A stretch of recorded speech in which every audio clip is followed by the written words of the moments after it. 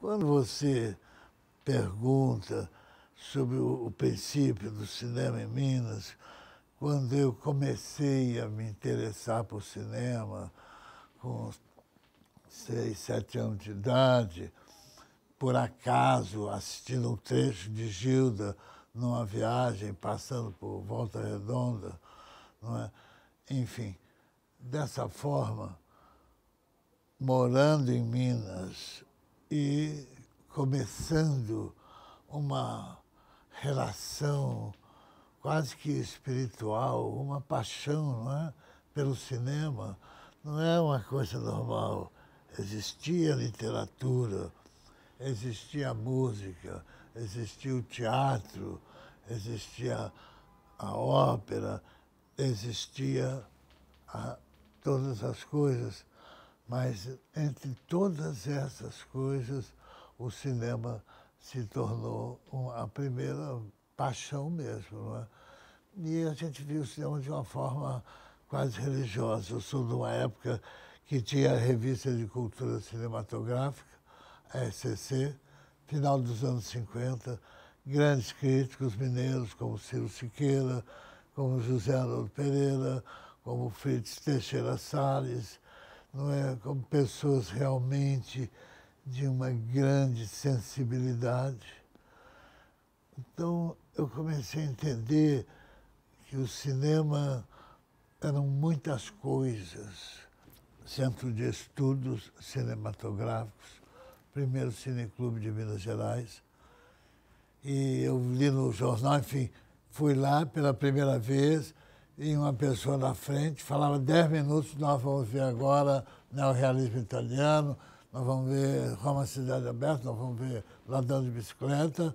Fazia um resumo do filme, passava o filme e depois tinha um debate de 1 hora. E aquilo, para mim, foi uma coisa maravilhosa, sabe? Primeiro, eu vi que todos sabiam mais do que eu. Todos eram mais, conheciam mais, sabiam mais. Mas eu vi, então, aí eu descobri o cinema. E o amor pelo cinema aumentou. E aí eu vi, quando eles falaram, não, esse filme é uma merda, não sei o que. Não, gente, o cinema é uma coisa muito especial, não é? Eu vi que o cinema tinha roteiro, tinha diálogo, tinha argumento, tinha fotografia, tinha montagem, tinha música, tinha cenografia, tinha maquiagem, tinha direção de arte, tinha produção, tinha transporte, tinha maquinista, tinha eletricidade, tinha iluminação, enfim. Eu vi, então, quantas coisas eram um filme, não é? Quantas possibilidades criativas existiam dentro de um filme a ser feito. A gente vivia e respirava cinema. O mais importante é a invenção. O mais importante para mim, desde o primeiro filme, é fazer uma coisa que eu nunca vi e uma coisa que ninguém nunca fez, buscando o conhecimento que você tem de tudo. Agora, o fato é o seguinte, eu fui para os Estados Unidos em 1964, princípio do ano, e passei 4 anos ali, dos anos 60. E tudo que está acontecendo hoje começou ali. Tudo começou ali. Estava vendo que até no Oscar desse ano tem o 7 de Chicago. Entendeu? Tudo começou ali. Essa rebelião dos poetas. Os Estados Unidos viviam um período mágico nos anos 60. O cinema americano, um cinema totalmente mágico, um cinema fascinante. Só que eu tinha uma visão mais profunda daquela realidade. Principalmente um gênero de filme. Mas nós não podemos esquecer Griffith, nós não podemos esquecer Orson Welles, a força dos gênios de Orson Welles, não é? Então, o cinema americano é um cinema riquíssimo, e um cinema de muita inspiração, um cinema fantástico, que foi apoderado pelos grandes conglomerados financeiros e perdeu muita força. Era o ano de 1967. Eu queria fazer um filme, a ideia central era fazer um filme do Brasil no mundo hoje, 67. Brasil com ditadura militar. A poesia, o crime e a política no Brasil de 1967. A vida. Eu queria situar o Brasil em todas essas coisas. Eu não queria fazer um filme de uma historinha de amor de uma coisa com a outra, não sei o quê. Eu queria fazer um painel que, através do roteiro, nós poderíamos falar de tudo, do mundo inteiro e dos movimentos libertários que estavam acontecendo ali naquele momento. E o importante de tudo isso, que não pode deixar de ser mencionado, a importância do filme, a importância de Jorge Malter, não é? E com um elenco fabuloso que teve, inclusive, Nelson Pereira de Santos como ator, Hugo Carvana, Antônio Pitanga, Glauci Rocha, Dina Sfati, não é? Adolfo Schadler, enfim, Joel Barcelos, Maria do Rosário Nascimento Silva, Vera Brahim. Então, agora, o mais brutal de tudo isso é que esse filme foi proibido, interditado, jamais exibido comercialmente, até hoje.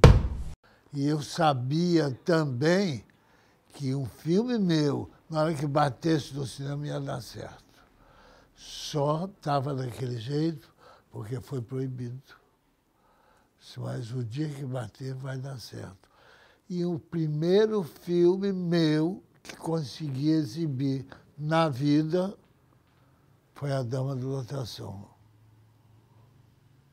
E nós tivemos um sucesso estrondoso, nós batemos todos os recordes, nós conseguimos ter 1 milhão de espectadores na primeira semana, que é um recorde difícil de bater até hoje, enfim. Nós fizemos o primeiro lançamento nacional, tudo isso para uma pessoa que só tinha filme proibido e nunca exibido.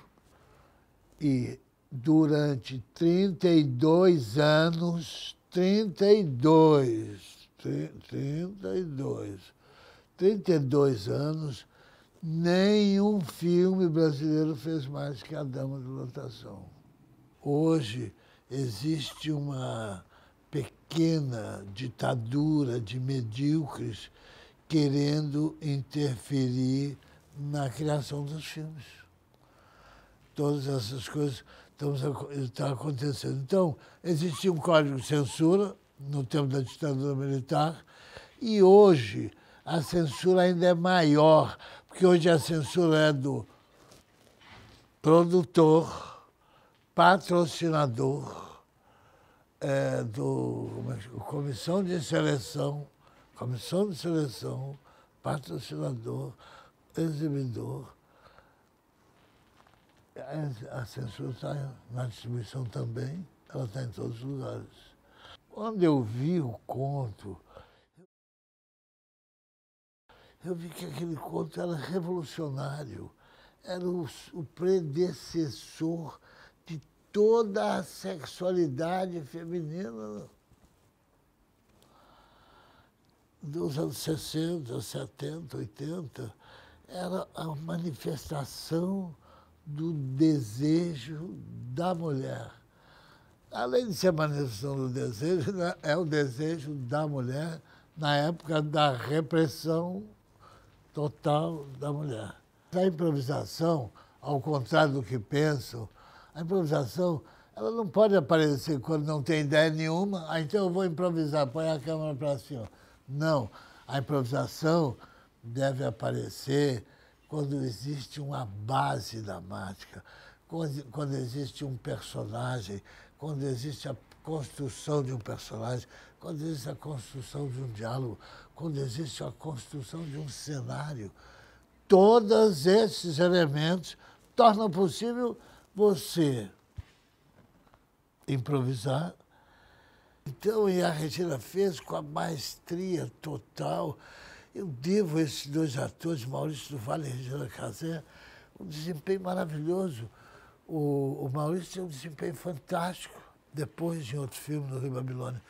Mas a Regina fez o sonho, o que eu sonhava de uma atriz revolucionária, falando aquelas frases, foi o que a Regina me deu. E eu quero devolver isso em criatividade, em invenção, não é? Para poder tornar justo e possível essa homenagem. Obrigado a todos.